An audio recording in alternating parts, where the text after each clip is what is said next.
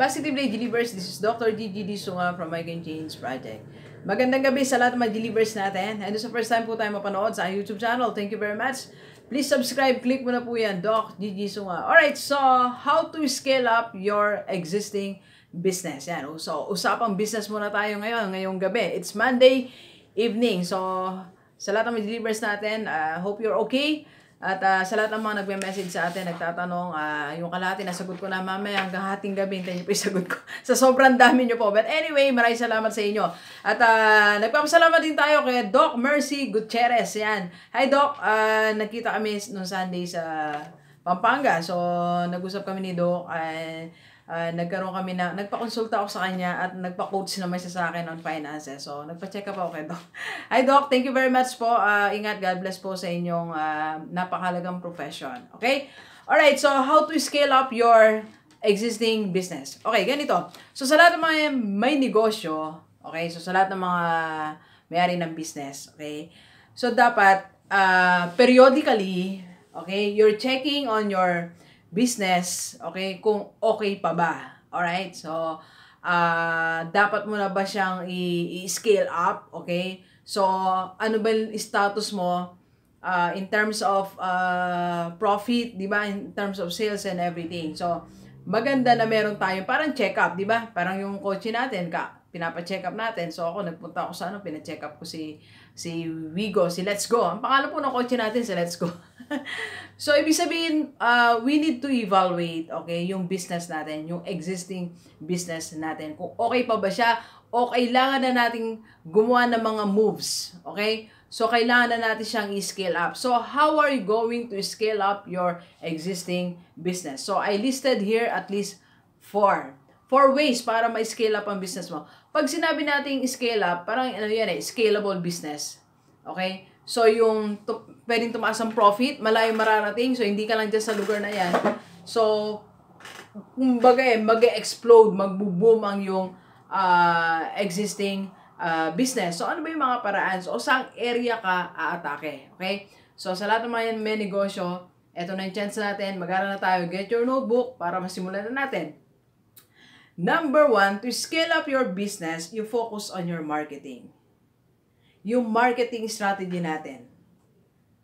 Are you exploring all the different platforms, yung social media ba na ma-maximize mo? And if you are using the social media, are you posting the right way? Pag ba nag-post tayo ng ating negosyo ay you're telling people na eto, you have to buy our products, we are offering different products, or we can change your life, okay? So it's a unique product that we have. So kumusta ang yung marketing strategy? Okay? So dalawa actually ang concern natin sa marketing. Number 1, are you exploring the different platforms, social media? Nandiyan yung IG, FB page, FB, YouTube, your website. So kung ano may negosyo mo, page, FB page, samantalayin natin yan, di ba? Dok, wala akong social media magpagawa tayo, di ba? Magpagawa ka ng FB page, eto na yan di ba? It's free, imagine, di ka na magpapatarpaulin. How much are the businesses spending for the tarpaulin ng negosyo nila?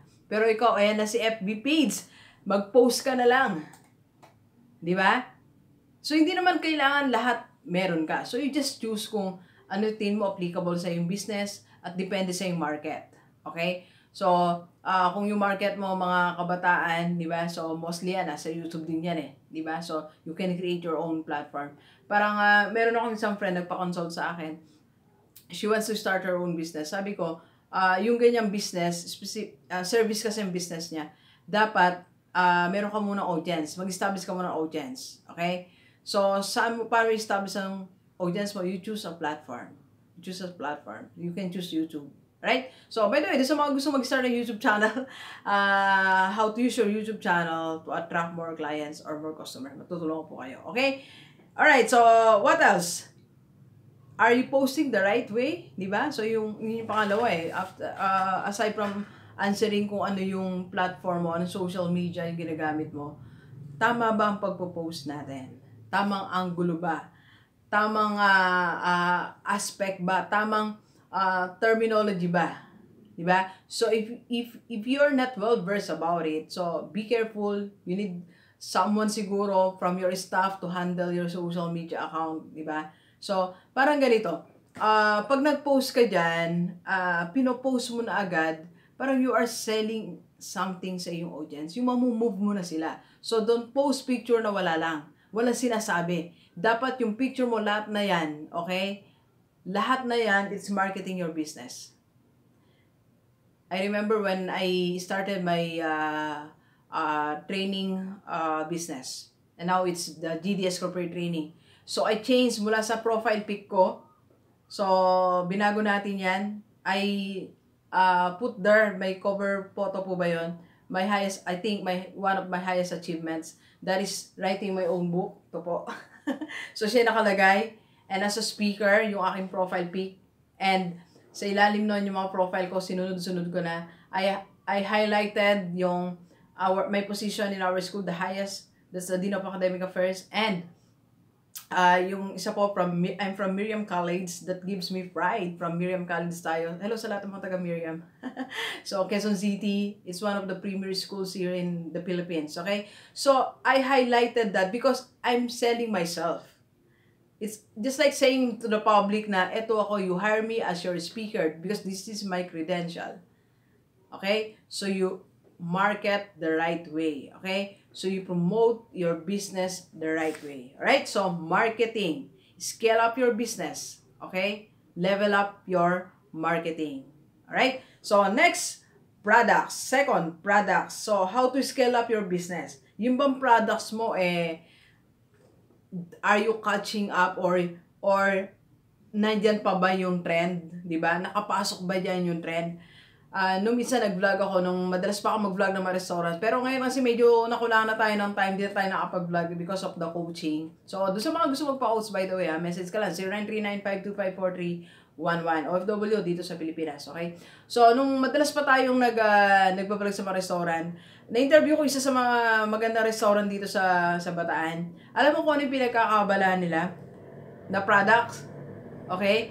So, ang product na pinagkakabalaan talaga nila is the donut. Okay? Donut na kakaiba itsura. Na pag nagpag-picture ka, Instagrammable. Sabi niya nga, it's not only about the taste. It's not 100% about the taste. It's about the look, the design. So, your product, if there's a need, repackage your product. So, pag bumili daw sa kanila, pag kumain sa kanila yung mga clients, mga customers nila, pa-picture muna ng donut na pang Instagram, pang IG. Diba? So, ano yung products mo? If there's a need, you change your product or magdagdag ka ng product na trend. Nasa trend ngayon, like yung mga estudyante, ano ba yung gusto nila ngayon? Frap, coffee. Lahat na nagko-coffee, diba? Kahit hindi mahilig sa coffee, punta tayo sa coffee, mag-coffee tayo. Diba? So, your product should be, you have to evaluate. So, your product should meet the needs, again, of your community. Lagi-lagi natin sinasabi yan, ha? So, yung products mo, yan ang needs, ayan ang gusto ng yung market. Ayan ang gusto ng mga tao sa paligid mo. Kaya kanila pupuntahan. Because of your product, nakakaiba. Alright? So, try to check on your products. Baka yung products mo, hindi na siya, baka spaghetti pa rin na plain yan, hindi na, di ba? Marami ng types of spaghetti. Baka sandwich pa rin yan, sandwich daw, na ganyan pa rin, ordinary, di ba?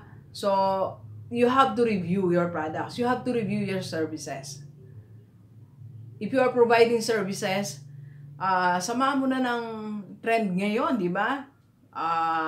May mga ano tayo ngayon, yan, like coaching, di ba? So, very ngayon, in ngayon ng coaching, di ba?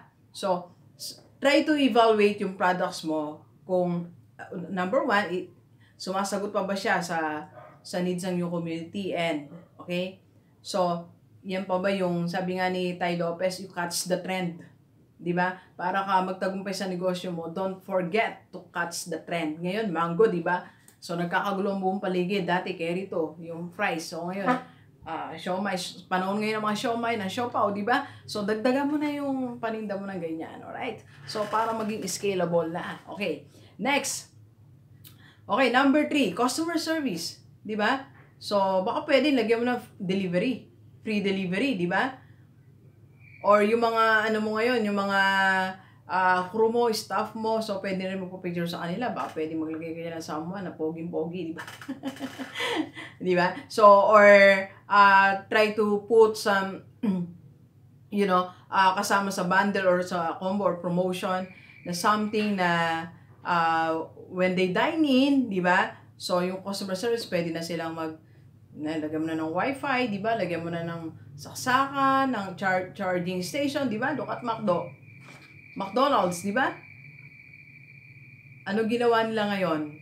Customer service, not only the customer service, but they are offering, okay, yung ambience iba na, yung ambience na kanilang restaurant. So, maingganyo ka na mag-stay, iba-iba ng kulay ng upuan, iba-iba na they are offering coffee, di ba? Customer service nila, it's very good, di ba? So, something like that. So, you have to review your business para siya maging scalable. Alright? And number 4 is branding.